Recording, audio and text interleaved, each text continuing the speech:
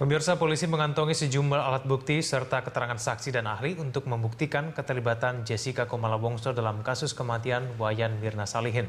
Penyidik hanya tinggal memastikan satu pembuktian lagi, yakni keterangan dari tersangka. Alat bukti yang dimiliki polisi salah satunya rekaman CCTV yang terpasang di Cafe Olivier yang merekam secara keseluruhan pertemuan Jessica, Mirna, dan Hani.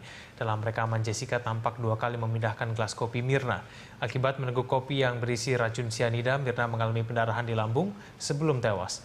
Keterangan dari pihak kepolisian Australia menyebutkan bahwa saat ada di Australia, Jessica pernah bekerja di perusahaan kimia di Sydney. Sementara keterangan dari 3 orang saksi, yakni pembantu Jessica, Hani, dan manajer Cafe Olivier juga menguatkan kecurigaan polisi terhadap Jessica.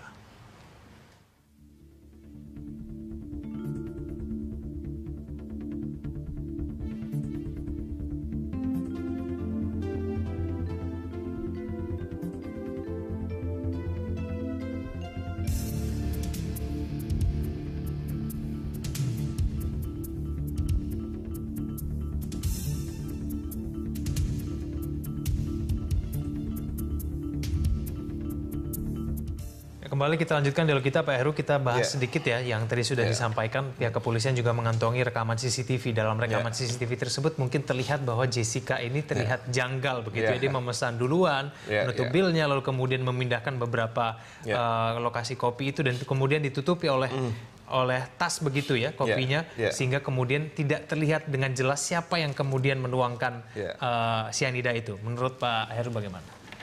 Ya, rekaman CCTV dan juga tadi hasil otopsi segala macam, kita harus bedakan antara barang bukti dengan alat bukti. Alat bukti kalau menurut Kitab Undang-Undang Hukum Acara Pidana atau Pasal 184 adalah keterangan saksi, keterangan terdakwa, keterangan ahli, surat, dan petunjuk. Dan bedakan dengan barang bukti. Barang bukti tidak otomatis alat bukti. Barang bukti itu untuk mendukung alat bukti. Ada barang bukti yang kemudian juga menjadi alat bukti, ada yang tidak. Nah, apakah rekaman CCTV tadi, kemudian hasil otopsi tentang ada sianida di tubuh Mirna, kemudian data dari keterangan AFP, Australian Federal Police, tentang dia pernah bekerja di perusahaan kimia adalah dia bagian dari alat bukti atau bukan? Kalau bukan, maka masih kurang. Ini juga dipertanyakan oleh pihak kuasa hukum. Karena itu tidak dilihat oleh sang kuasa hukum sebagai satu alat bukti. Jadi masih mengatakan bahwa kuasa hukum mengatakan ini baru asumsi saja. Polisi baru berasumsi. Jadi masih kurang minimal 2 alat bukti untuk mengatakan bahwa yang bersangkutan adalah tersangka. Dan kalaupun tersangka dihadapkan ke pengadilan, tidak otomatis dia juga bersalah. Jadi mungkin kita semua jangan dulu menghakimi dan langsung mengambil posisi bahwa J betul-betul bersalah. Saya bukan dalam posisi sebagai kuasa hukum, tidak. Cuma kita menghargai proses hukum dan juga asas praduga tidak bersalah, asas presumption of innocence, dan juga pengadilan yang berlangsung menurut asas due process of law, yang menurut asas dan prinsip yang berlaku. Artinya biarlah pengadilan bekerja dulu, pemeriksaan di pengadilan berlangsung, baru kita bisa memastikan melalui alat bukti persidangan, kemudian pembuktian di pengadilan, dan plus keyakinan hakim bahwa yang bersangkutan bersalah atau tidak. Jadi tersangka tidak semuanya sekaligus jadi terdakwa ataupun terpidana, dan tidak semua terdakwa menjadi terpidana. Ada yang kemudian dipidana, ada yang juga dibebaskan, ada yang dilepaskan. Dipidana pun juga mungkin bervariasi. Tidak semua sebagai walaupun dia kena pasal 340, tapi kemudian di penyidikan dan di persidangan bisa jadi ada bukti lain ataupun ada situasi yang lain, entah kemudian dianggap sebagai pelaku utama atau pelaku pembantu atau perencana atau bahkan bukan pelaku sama sekali.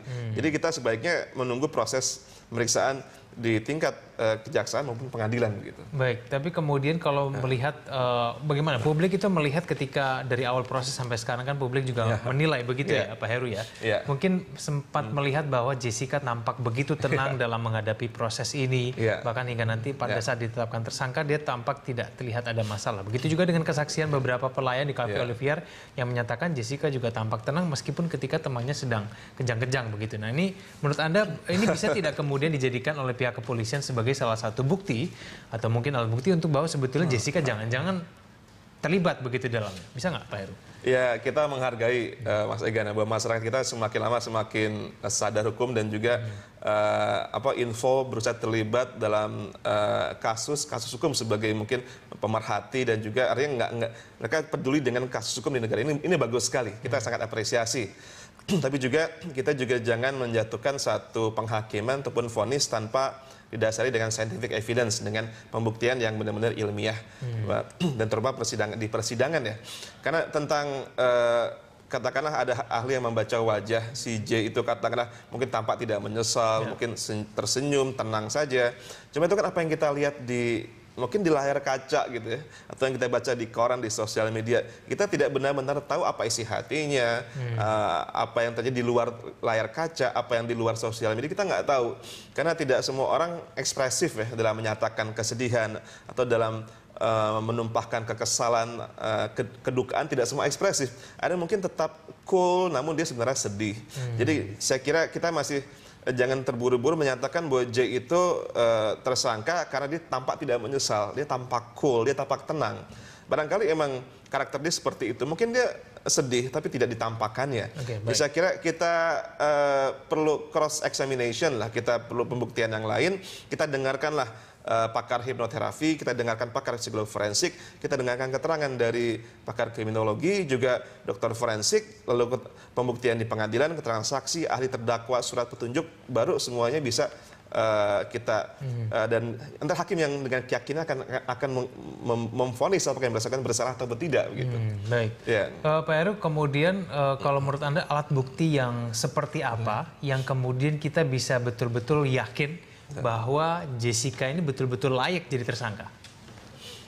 Ya, memang alat bukti itu kalau yang menurut kitab Undang-Undang Hukum Acara Pidana memang ada ya 5 tadi ya, keterangan saksi, keterangan terdakwa, keterangan ahli, kemudian surat dan petunjuk. Dan juga ini terus berkembang pengertiannya. Dan memang terus terang kita pun juga harus merevisi kitab Undang-Undang Hukum Acara Pidana ya. Makanya sekarang sedang masuk program legislasi nasional juga karena ada bagian-bagian dari KUHP yang memang harus disempurnakan. Termasuk tentang alat bukti petunjuk ini juga tidak terlalu clear. Alat bukti petunjuk tidak terlalu clear. Juga seperti dalam tindak pidana khusus juga ada alat bukti yang lain juga yang mungkin diakomodasi oleh pihak penyidik dan juga majelis. Seperti misalnya alat bukti berupa email atau berupa suatu transaksi elektronik yang belakangan sudah diakomodasi dalam tindak pidana khusus. Tapi dalam tindak pidana yang sifat umum seperti pembunuhan ini yang menggunakan pasal 340, alat bukti yang tersebut di atas tadi yang saya katakan tadi itu yang masih jadi alat bukti utama. Jadi tinggal sudahkah polisi kemudian memenuhi dari 5 alat bukti ini kalau menurut Anda? Saya lihat belum ya, karena memang tidak harus sampai 5-5-nya. Ya, minimal 2 alat bukti dan polisi merasa yakin bahwa 2 alat bukti itu sudah terpenuhi ya untuk keterangan saksi dan keterangan ahli atau mungkin kalau mereka mengikut sertakan CCTV sebagai bagian dari bukti ataupun hasil otopsi sebagai bagian dari bukti itu dipersilakan saja asal benar-benar akurat. Dan nantinya kan yang akan menilai adalah ya majelis hakim ya apakah ini memang ternyata layak, capable dan akurat untuk dijadikan sebagai alat bukti dan kemudian mendukung untuk ya tersangka J untuk dipidana atau tidak. Jadi kita tunggu saja majelis hakim bekerja begitu. Baik, Pak Heru masih ada 1 segmen lagi, kita bahas lagi lebih lanjut nanti di segmen selanjutnya. Pemirsa tetaplah bersama kami di Jurnal Pagi.